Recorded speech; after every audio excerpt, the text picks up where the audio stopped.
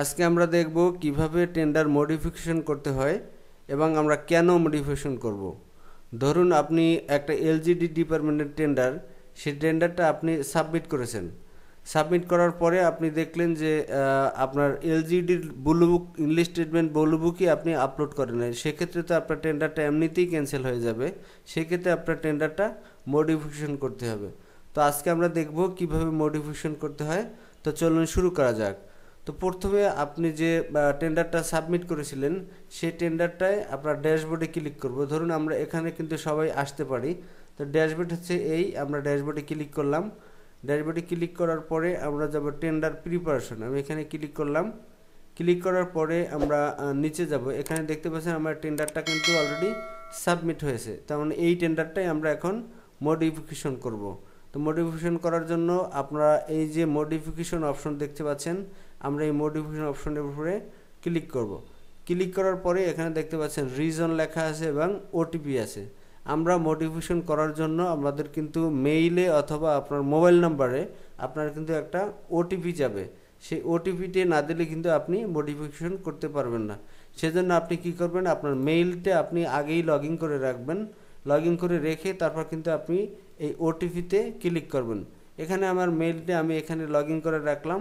এবারে আমি send ওটিপিতে click করব। তার আগে আমি এখানে রিজনটা লিখি, রিজনটা মডিফিকেশন লিখি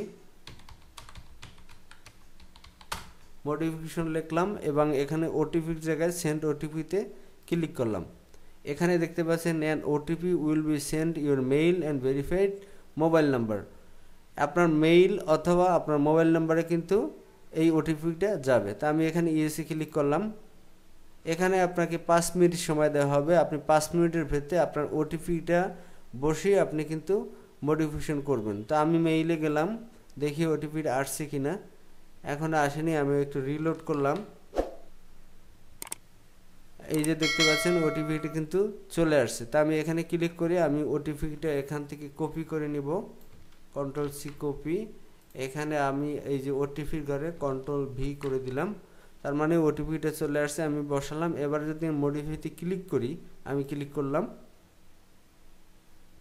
ক্লিক করার পরে এখানে দেখতে পাচ্ছেন আমার কিন্তু টেন্ডারটা আবার পূর্বের মধ্যে চলে আসছে। এখন কিন্তু আমি যে ডকুমেন্টসটা ভুলে ধরাইনি সেই ডকুমেন্টসটা কিন্তু এখন আপলোড করে আবার আমি টেন্ডারটা সাবমিট করব। তা আমি ম্যাপে ক্লিক করলাম।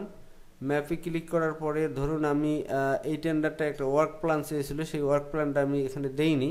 সেই ওয়ার্ক প্ল্যানটা আমি এখানে আপলোড করব, টিকমার্ক দিয়ে ধরলাম। এবারে আমি এখানে আদার্স সিলেক্ট করব। এবারে আমি ম্যাপে ক্লিক করলাম। দেখতে পাচ্ছেন আমার এই ওয়ার্ক প্ল্যানটা কিন্তু এখানে আপলোড হয়ে গেল। এবারে আমি এই টেন্ডারটা আবার সাবমিট করে দেব। এই যে আই এগ্রি আপতে ক্লিক করলাম, টিকমার্ক দিলাম। এবারে go to final submission click করলাম। দেন এবারে আমরা সব পেপারস ঠিক আছে, সব পেপারস ঠিক আছে। এবার আমি ফাইনাল সাবমিশনে ক্লিক করলাম। এভাবেই আমরা আমাদের টেন্ডার যদি কোনো ভুলে টেন্ডারে কোনো ডকুমেন্টস আপলোড না করি, এভাবে আমরা টেন্ডার মডিফিকেশন করে আবার কিন্তু টেন্ডারটা সাবমিট করতে পারবো। তো বন্ধুরা আজকে এ পর্যন্তই। আমার এই টিউটোরিয়াল ভালো লাগলে অবশ্যই আমার চ্যানেলটি সাবস্ক্রাইব করবেন এবং ফেসবুক পেজটি ফলো দিয়ে সাথে থাকবেন, যাতে এরকম টিউটোরিয়াল আপলোড হলে নোটিফিকেশন পেয়ে যান।